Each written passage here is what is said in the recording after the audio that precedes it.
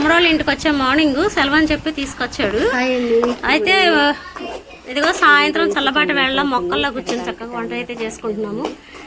కట్టెల పొయ్యి మీద పెట్టుకుంటానంటే తమ్ముడు వద్దంటే వద్దన్నాడు. వద్దక్క నీకు అలవాట్లేదు వద్దు అని చెప్పి పొయ్యాను, స్టవ్ బండ ఇవన్నీ బయట పెట్టాడు. సరే అని చెప్పి మొక్కల్లో మేము ఇలా ఏర్పాటు చేసుకున్నాం. మేము మా మేనల్లు మా మౌషు ఇలా రెడీ చేసుకుని వంట అయితే చేసుకుంటున్నాం. అది ఉల్లిపాయలు అయితే వేగిపోయాయి. ఇప్పుడు చికెన్ వేసేస్తాం. ఉల్లిపాయ పేస్ట్ అయిపోయింది కదా, అల్లం వెల్లిపాయ వేసాను. తిప్పమ్మది మాడిపోతుంది, తిప్పు తిప్పు తిప్పు. అలా ఎర్రగా వేగిన తర్వాత మనం అయితే చికెన్ వేసుకోవాలి. అయితే మా మేనల్లుడు చేస్తున్నాడు కర్రీ. మా మేనల్ రాడంట వీడియోలోకి. సరే ఎలా చేస్తాడో మనం అయితే టేస్ట్ చేద్దాం. ఇప్పుడు ఏం వేయాలి? వాయిస్ అన్న ఇవ్వు. ఇప్పుడు మనం చికెన్ వేసుకుందాం. నువ్వు వీడియోలో కనిపించొద్దులే కానీ వాయిస్ ఇవ్వు చాలు. ఇప్పుడు చికెన్ చూపించు. అది చికెన్ అండి. చికెన్ ఇది వేసి వేసి వేసి సిమ్లో పెట్టుకో. వాటర్ రానివ్వద్దు తెలుసుగా. ఓకే వేసి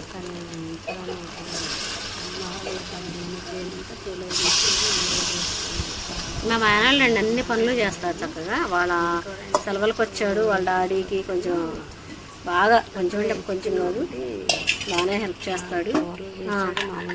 తర్వాత పసుపు మాట్లాడము బాగున్నాడు చక్కగా. దాన్ని కొంచెం కలిపి పెట్టాలా? ఏం చేస్తా? దాన్ని ఫస్ట్ కలపాలి. ఓకే కలుపు. సరే కదా. ఎందుకు నీకు వీడియోలోకి రావచ్చు కదా. నువ్వు వీడియోలోకి అయితే రావట్లేదండి. చాలా మంచి మంచి కూరలు చేస్తాడు. ఒకసారి అయితే చేలో కూడా రొయ్యల కూర చేశాడు. అరిటాకులో పోసుకుని మేము చక్కగా భోజనం చేసాము. ఇంకోసారి అయితే వస్తాను నేను, మళ్ళీ ఒక 3-4 డేస్లో వస్తాను. అప్పుడు చేలో చేసుకుంటాము. ఆ వీడియో కూడా మీకు షేర్ చేస్తాం.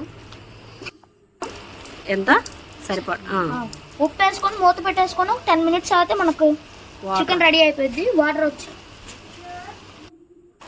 అలా మగ్గిన తర్వాత కారం అయితే యాడ్ చేసుకోవాలి మనం.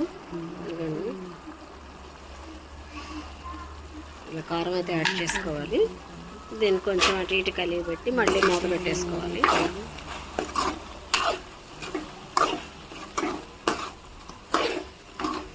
ఎంత చక్కగా ఉందానండి ఆరిబయట చల్లని గాలి. పల్లెటూరులో ఇలానే ఉంటుంది. అందుకే నేను మా అమ్మ గుర్తొచ్చి అంతగా ఏడ్చాను. తమ్ముడు ఈ వీడియో చూసి ఇంకా మాకు సెలవులు ఇచ్చేసారు కదా అని మార్నింగ్ వచ్చి తీసుకొచ్చాడు. మార్నింగ్ నుంచి అయితే చాలా వీడియోలు తీశాను. అవి కూడా నేను రోజుకోటి మీకైతే షేర్ చేస్తాను. తప్పకుండా చూడండి. ఓకే అండి. Busy life. ఒక పక్కనేమో చిన్న వీడియో తర్వాత చేస్తాను. పక్కన అయితే చికెన్ ఉడుకుతుందండి. అటు సైడ్ ఏమో ఇటువైపు పొయ్యి మీద ఏమో బిర్యానీకి రెడీ చేసుకుంటుంది. ముందుగా మసాలా వేయించుకుంటాం. 4 మసాలా వేయించుకుంటాం. చిన్న గంటగా 4 వాటర్ ఆయిల్ వేసాను. అప్పుడు పోసి వేరే గిన్నె ప్రకారం మనం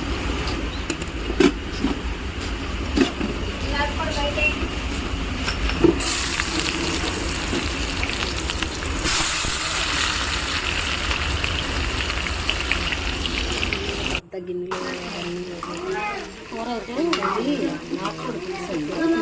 స్టార్టింగ్లో చెప్పమైతే మర్చిపోయాను నేను. నాటుకోడి పులుసు బిర్యానీ చేసుకుంటున్నాం. పక్కన అది చూడండి. మసాలా ఇదండి మెంతికూర. మెంతికూర వేసుకుంటారు నాటుకోడి పులుసులో. తర్వాత వచ్చేసి కొబ్బరి కొత్తిమీర ఫైనల్ టచ్ పొడి మసాలా వేస్తాను. అలా వేసుకుంటాను.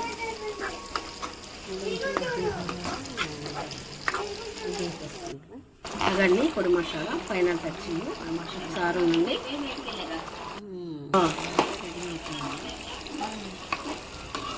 అదండి అయిపోయింది, రెడీ అయిపోయింది నాటుకోడి పులుసు.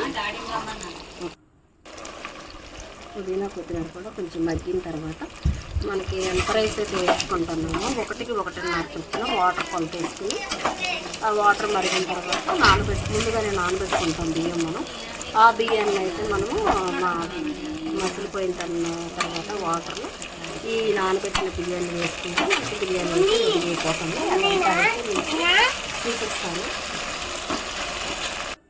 గోల్డెన్ వాటర్ తీసుకోవాలి. అయితే వాటర్ తీసుకున్నాం, దీంతోనే బియ్యం కలుసుకున్నాం. ఒకటి కాబట్టి 1కి 2 వాటర్ తీసుకోవాలి.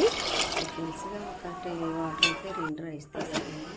అదిగండి ముందుగానే మనం బాండీలో వేయించుకున్న పేస్ట్ని ఇలా వాటర్లో మనం వేసేసుకుంటే తర్వాత రైస్ వేసేసుకుంటాం. రైస్ వేస్తున్నామమ్మా, బిర్యానీ చేస్తున్నాం. ఇలా మా అమ్మ ఉన్నప్పుడు ఇట్లా పొయ్యి చుట్టూ కూర్చుని అది కట్లిపోయా, నేను ఎక్కడో కష్టపడతానని బాబీ తాత గ్యాస్ స్టవ్ మీద చేసుకుందామని బయట పెట్టాడు. రైస్ అయితే ready. Okay bye, thank you.